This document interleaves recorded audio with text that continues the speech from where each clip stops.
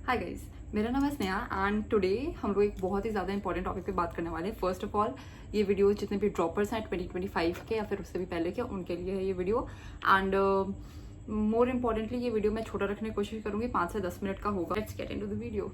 तो आज का टॉपिक है हमारा कि कैसे तुम अपना जो भी 13 घंटे 14-15 घंटे जितने भी पढ़ रहे हो, 12 से 15 घंटे के बीच में मैक्सिमम स्टूडेंट्स पढ़ते हैं, अगर उससे कम भी पढ़े हो कोई बात नहीं, तो इस टाइम को कैसे मैक्सिमम यूटिलाइज करें, कैसे इसमें सबसे ज्यादा प्रोडक्टिविटी। सच बताऊं तो जब मैं नीट की प्रिपरेशन करती थी, हर 2 दिन में मेरे साथ होता था and I used to feel so guilty about it कि यार मैं तो अपना बेस्ट दे ही नहीं रही हूँ, I am not so discipline, so consistent.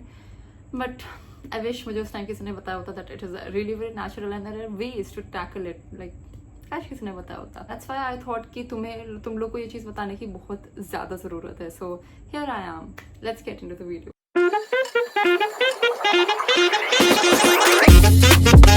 अब देखो, 2 टाइप के बच्चे होते हैं। एक बच्चे होते हैं जो सुबह जल्दी उठते हैं, लाइक 5 बजे के अराउंड या 5 बजे के अराउंड, और एक दूसरे बच्चे होते हैं जो कि सुबह लेट जगते हैं, 8 से 10 बजे के बीच में। कुछ होते हैं वो जो कि उससे भी लेट जगते हैं, ठीक है, कोई बात नहीं। तो मैं तुम दोनों के हिसाब से बताऊंगी।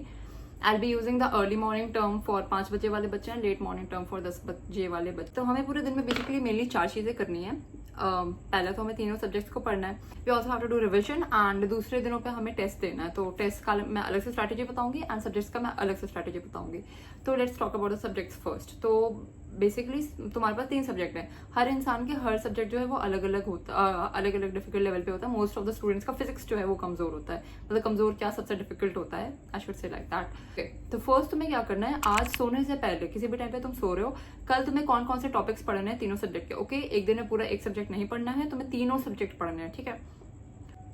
एक दिन में सिर्फ एक सब्जेक्ट बिल्कुल भी नहीं पढ़ना है। It is one of the most common causes of burnout. तो नेक्स्ट दिन उठ के तुम्हें सबसे पहले, if you are an early morning person और late morning person, the very first thing that you would be doing, you know what would be that, revision. Revision किस चीज का? अब रिविजन जो है वो 2 टाइप के होते हैं। रिविजन में हमारे पास 2 टाइप के टॉपिक्स होते हैं। फर्स्ट टॉपिक वो होते हैं जो कि डिफिकल्ट होते हैं, तुम्हें याद नहीं है वो टॉपिक्स, या याद करने में तुम्हें मुश्किल होती है। सेकेंड टॉपिक्स वो होते हैं जो तुम्हें आते हैं, तुमने पढ़ रखे हैं, या फिर 1-2 बार भी रिवाइज करने से तुम्हें अच्छे से आ जाता है। तो तुम्हें सबसे पहले रिवीजन करना है उन टॉपिक्स का जो तुम्हें डिफिकल्ट लगते हैं, मतलब तुमने पढ़े हुए हैं फिर भी तुम्हें याद होने में मुश्किल होता है। That would be the first thing you would be doing. This is our very first thing.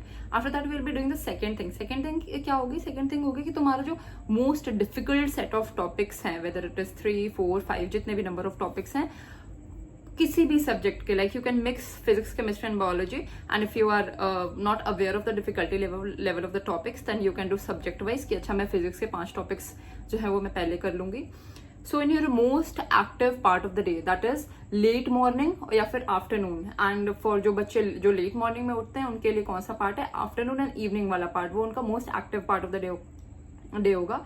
And तुम्हें उस टाइम पे वो वाले टॉपिक्स करने हैं जो तुम्हें मोस्ट डिफिकल्ट तुम कंसीडर करते हो। तुमने एक दिन पहले टॉपिक्स का लिस्ट बनाया हुआ है, you have that thing in back of your mind कि तुम्हें पता है कौन सा टॉपिक डिफिकल्ट है, कौन सा टॉपिक इजी है।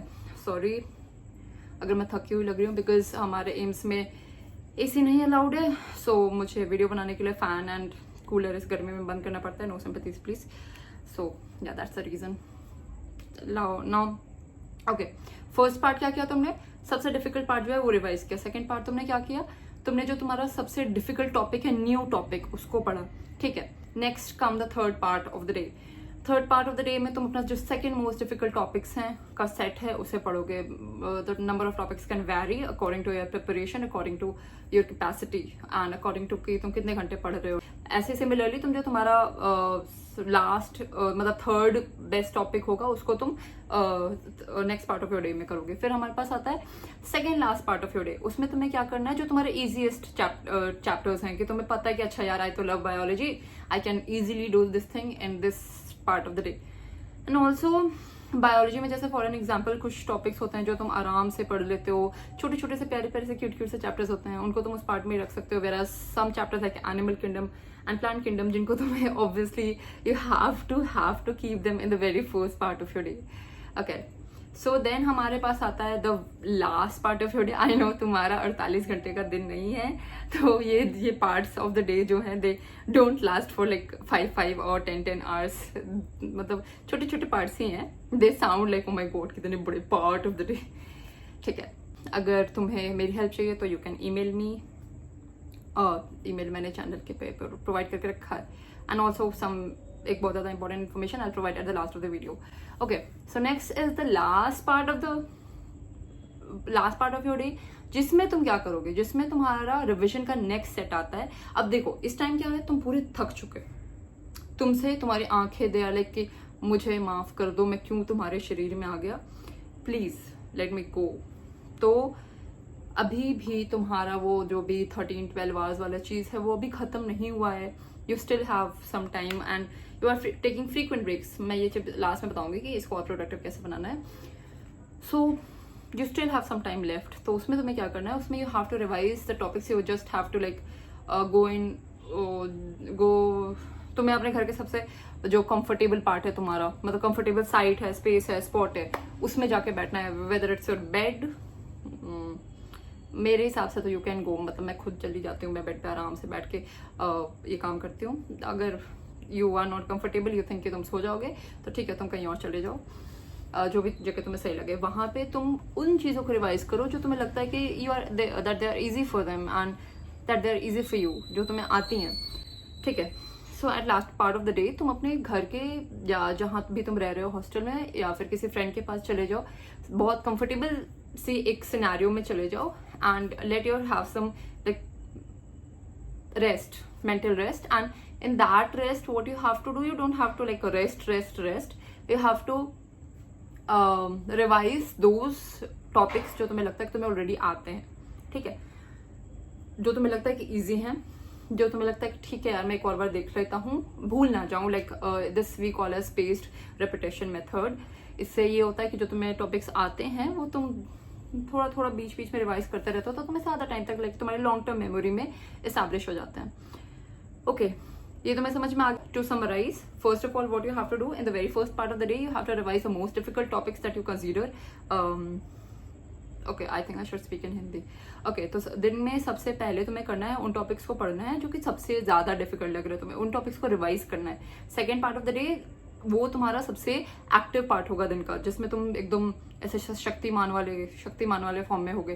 तो उस टाइम पे तुम्हें वो टॉपिक्स को पढ़ना है, नए टॉपिक्स को जिनको तुम कंसीडर करते हो कि सबसे ज्यादा मुश्किल है। Subsequently, third and fourth part of the day, you have to revise the second and the third most difficult topics that you have decided the very previous night.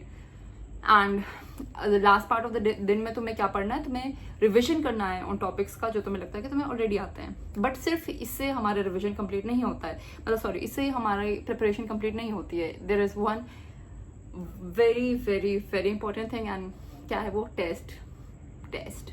तो ऑब्वियसली तुम ये सारा काम टेस्ट देने के साथ नहीं कर सकते। टेस्ट देने का एक अलग से दिन डिसाइड करना होता है, लाइक हफ्ते में तुम एक टेस्ट देते हो या 3 दिन में एक टेस्ट देते हो।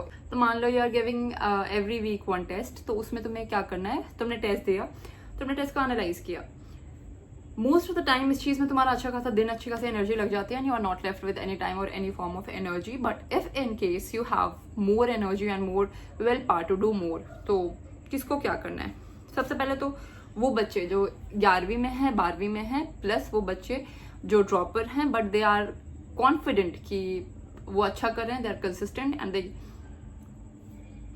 दे नो द टॉपिक्स, एंड मतलब इस बार गलती से सिलेक्शन नहीं हुआ, अगली बार मेहनत करेंगे तो सिलेक्शन हो जाएगा। वो वाले जो बच्चे हैं वो आराम करो, ज्यादा खुद को बर्डन करने की जरूरत नहीं है।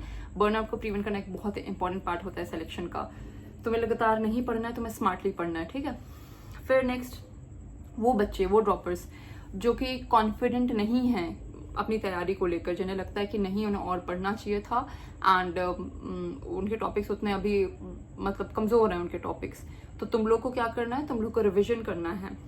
Mostly try to do revision of the topics जो तुम्हें डिफिकल्ट लग रहे हैं, बट अगर वो भी नहीं हो पा रहा है तो try to do revision of the topics जो तुम्हें आते हैं। अगर वो भी नहीं हो पा रहा है तो get yourself some rest, it's okay to get yourself some rest, okay. सब इंसानों, please treat yourself with some love. I am saying this because I know कि कितना गिल्ट होता है एज एन एस्पिरेंट अगर आप आराम कर लो तो